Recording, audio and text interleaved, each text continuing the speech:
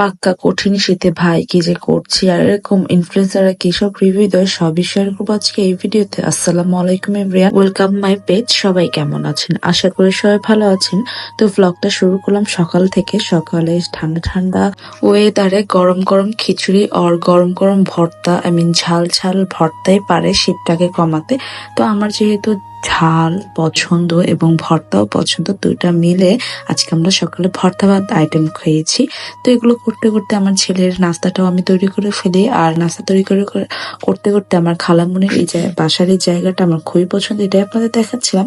তো তারপর আমি আমার খাওয়া দাওয়া সেরে ফেলি। ছেলের খাওয়া দাওয়া ফিনিশড করে আপনাদের সাথে তো শেয়ার করাই হয়নি, আমি ঢাকা থেকে টাঙ্গাইল চলে এসেছি অলরেডি। আমার এক্সাম যেহেতু শেষ হয়ে গিয়েছে, কিন্তু ভাই আপনি যতই প্ল্যান করেন না কেন, বান্দার প্ল্যানের বাইরে কিন্তু আল্লাহর একটা প্ল্যান আছে, সেটা আজকে আমি বুঝতে পেরেছি এই ঢাকা টু টাঙ্গাইল জার্নিতে।